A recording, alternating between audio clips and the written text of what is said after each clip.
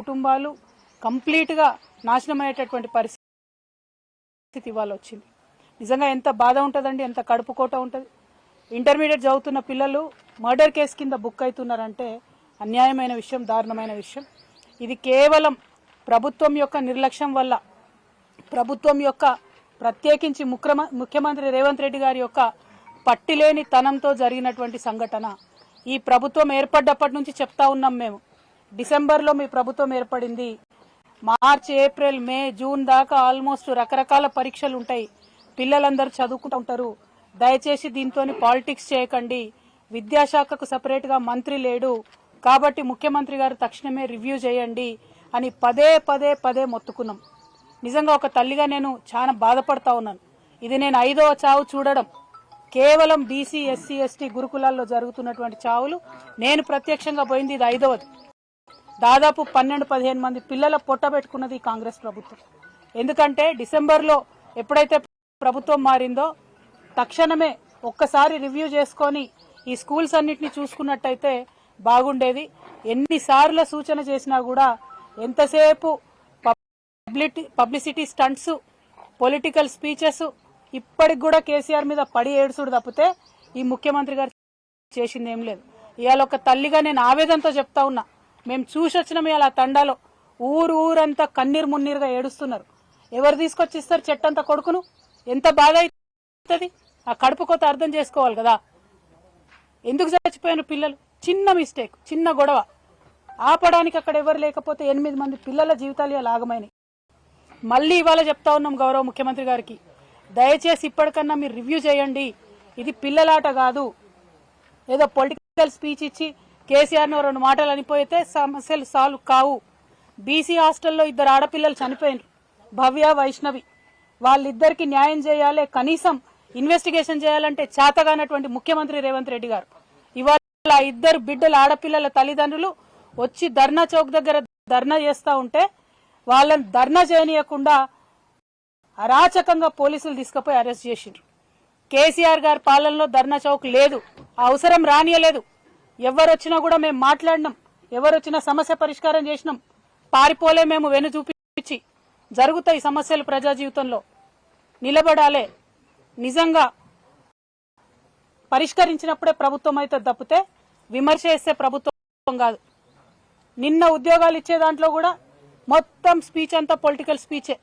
కేసీఆర్ ఇచ్చిన ఉద్యోగాలకు ఈయన నియామక పత్రాలు ఇచ్చి పొలిటికల్ స్పీచ్లు ఇష్టం వచ్చినట్టు మాట్లాడు. పర్వాలేదు, పాలిటిక్స్ చేసుకోండి, ముంగట పార్లమెంట్ ఎలక్షన్లు ఉన్నాయి మాకు తెలుసు. కానీ చిన్న పిల్లల జీవితాలతో దయచేసి ఆడుకోవద్దు. ఎస్సీ వెల్ఫేర్ హాస్టల్లో భువనగిరిలో 2 ఆడపిల్లలు అనుమానాస్పద పరిస్థితుల్లో చనిపోయినారు. ఇంతవరకు కుయ్యి లేదు, కుటుకు లేదు, సప్పుడు లేదు ప్రభుత్వం నుంచి.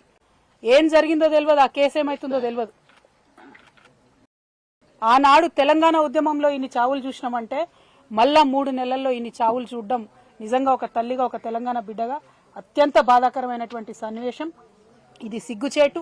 పరిపాలన చేతగానటువంటి ప్రభుత్వం కేవలం విమర్శలకు మాత్రమే, ప్రతిపక్షాల మీద ఆడిపోసుకోవడానికి మాత్రమే ముఖ్యమంత్రి గారు ఉన్నట్టుగా చేస్తా ఉన్నారు.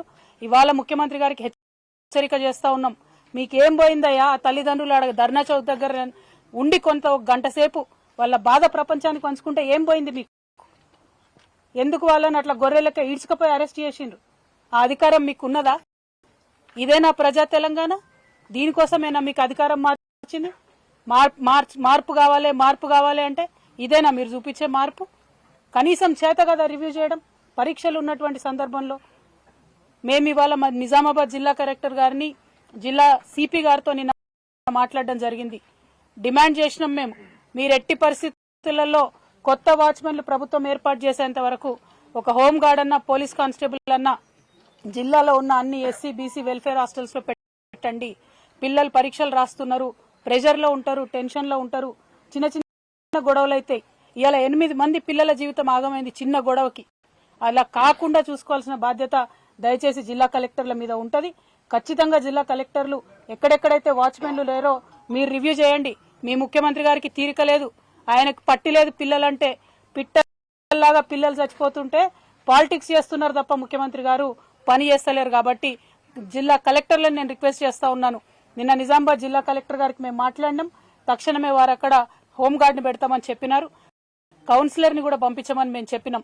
అదేవిధంగా ఇప్పుడు మేము వెళ్ళొచ్చినటువంటి కుటుంబం మన చాలా పేద కుటుంబం, తండావాసులు, భూమి కూడా లేనటువంటి గిరిజన కుటుంబం కాబట్టి స్పెషల్ కేసు కింద ఆ ఇంట్లో తల్లికి పెన్షన్ ఇవ్వవలసిందిగా మేము డిమాండ్ చేస్తా ఉన్నాం.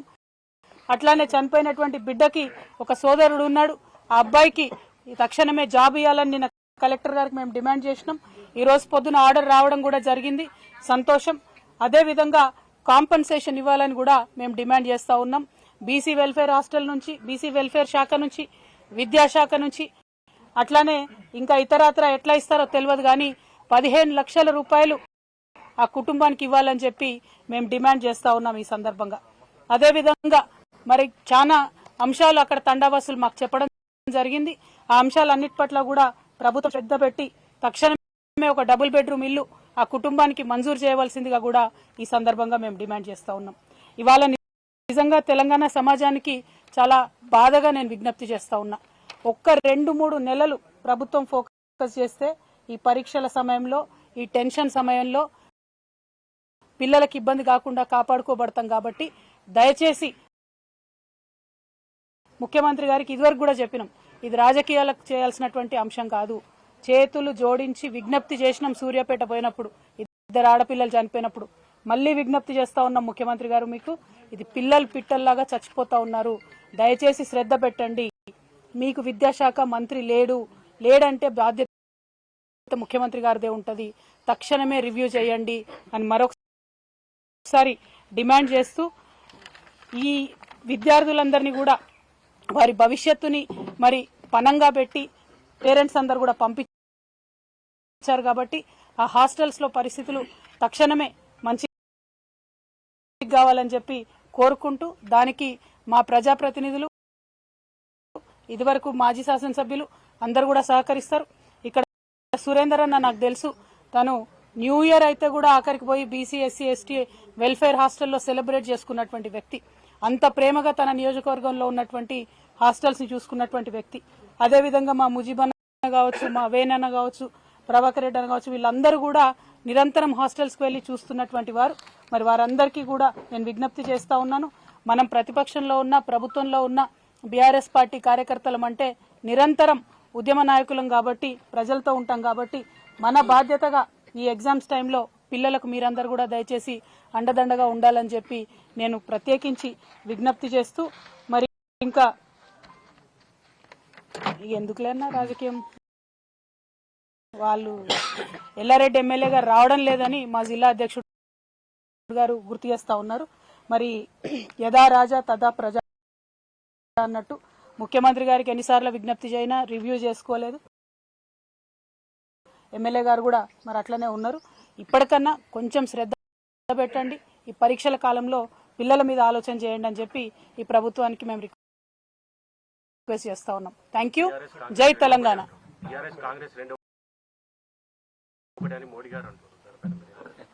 మోడీ గారు మా పెద్దన్న అని చెప్పి నిన్ననే ముఖ్యమంత్రి గారు అన్నారు. ఆయనకు గత ఆర్ఎస్ఎస్ రూట్స్ అన్ని కూడా గుర్తొచ్చినట్టున్నాయి. అందుకే మోడీ గారు మా పెద్ద అని చెప్పి ముఖ్యమంత్రి గారు అన్నారు. నిజంగా అనడానికి కనీసం కొంచెమన్నా బాధ ఉండాలి. ఎందుకంటే మొన్ననే బడ్జెట్ పెడితే ₹1 ఇవ్వలేదండి బీజేపీ. ఒక్కటంటే ₹1 కేంద్ర ప్రభుత్వం తెలంగాణకి ఇవ్వలేదు. అట్లా ₹1 ఇవ్వని వాళ్ళు పెద్దన్నలు ఎట్లయితారో ఇక మరి వాళ్ళకే తెలవాలి. పొలిటికల్ అండర్స్టాండింగ్ ఉంది కాబట్టి పెద్దన్న అన్నారని మేము అనుకుంటున్నాం. ఎందుకంటే ప్రతి చోట బీఆర్ఎస్ ను ఓడగొట్టాలి, ప్రాంతీయ పార్టీలను బొందబెట్టాలంటే బీజేపీ కాంగ్రెస్ ఒకటైతున్నటువంటి వైఖరి ఇక్కడే కాదు దేశవ్యాప్తంగా కూడా మనం చూస్తూ ఉన్నాం. సో వాళ్ళ పొలిటికల్ అండర్స్టాండింగ్ కాబట్టి పెద్దన్న చిన్నన్న అనుకుంటా తిరుగుతున్నారు. వాళ్ళు ఎట్లన్నా తిరగండి, 2 సీట్లు ఎక్కువ గెలవండి, కానీ ప్రజలను విస్మరించకండి, ప్రజా సమస్యలను విస్మరించకండి అని మాత్రమే మేము కోరుతా ఉన్నాం.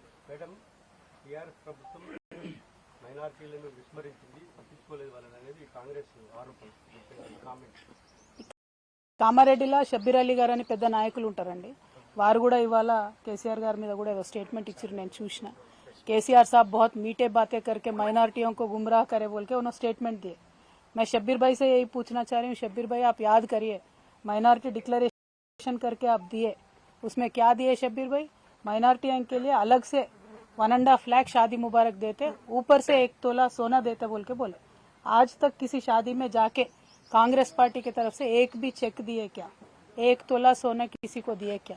माइनॉरिटी डिक्लेरेशन में जितने भी इश्यूज बोले, इमामों को मौजनों को तनख्वाह देते बोले, बढ़ाते बोले, बच्चों को सेपरेट स्कॉलरशिप देते बोले, 4000 करोड़ बजट में रखते बोले, कितना रखे ना? 2000 करोड़ भी पूरा नहीं रखे। और शब्बीर भाई उल्टा आज भी केसीआर साहब के ऊपर रो रहे। मैं बोल रही हूँ ना साहब, इनको हजम नहीं हो रही है चीज की, सरकार में आए कैसे? अभी तक वो खुद हैरान है कि हम लोग सरकार में हैं। अभी तक ऑपोजिशन पार्टी के जैसा इनका रवैया है, ऑपोजिशन पार्टी के जैसा इनका बर्ताव है, जिसके वजह से लोगों को बहुत ज्यादा नुकसान हो रहा है। यही हमारा कंसर्न है। माइनॉरिटियों के वास्ते हमेशा केसीआर हमदर्द रहे हैं। बीआरएस पार्टी माइनॉरिटियों के वास्ते काम करने वाली पार्टी है। आगे चल के भी हमारा रवैया वैसे ही रहेगा। Thank you. What is it?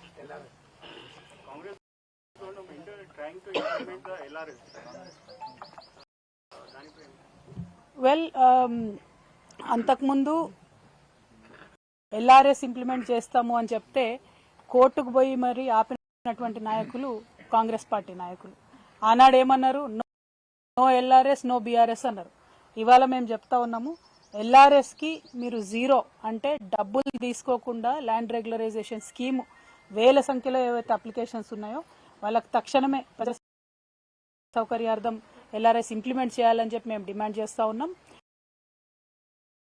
మా గౌరవ పార్టీ అధ్యక్షులు నిన్న పిలిపించారు. రేపు బీఆర్ఎస్ పార్టీ నుంచి అన్ని మున్సిపాలిటీలలో కూడా రాష్ట్ర వ్యాప్తంగా ధర్నా చేయబోతా ఉన్నాం. కామారెడ్డిలో ఉన్న మన 3 మున్సిపాలిటీస్ కలుపుకుంటే కామారెడ్డి జిల్లాలో మనకు 21,000 అప్లికేషన్లు ఎల్ఆర్ఎస్ కోసం పెండింగ్ లో ఉన్నాయి. ఆ 21,000 అప్లికేషన్స్ కూడా తక్షణమే పరిష్కరించాలని, అసలు 1 రూపాయి కూడా ప్రజల దగ్గర తీసుకోకుండా పరిష్కరించాలని మేము ఈ ప్రభుత్వాన్ని డిమాండ్ చేస్తా ఉన్నాం. ఆనాడు మీరు చెప్పిందే మీకు ఇవాళ చెప్తా ఉన్నాం. నో ఎల్ఆర్ఎస్ నో కాంగ్రెస్ అనే పరిస్థితి వస్తుంది పార్లమెంట్ ఎన్నికలలో. కాబట్టి ఖచ్చితంగా 0 రూపాయలతోని ఎల్ఆర్ఎస్ మీరు చేయాలని చెప్పి డిమాండ్ చేస్తా ఉన్నాం. దానికి సంబంధించి రేపు రాష్ట్ర వ్యాప్తంగా ధర్నా జరుగుతుంది. మన కార్యకర్తలు నాయకులందరూ కూడా ప్రజల పక్షాన నిలబడి ఈ ధర్నాను విజయవంతం చేయవలసిందిగా నేను రిక్వెస్ట్ చేస్తా ఉన్నాను.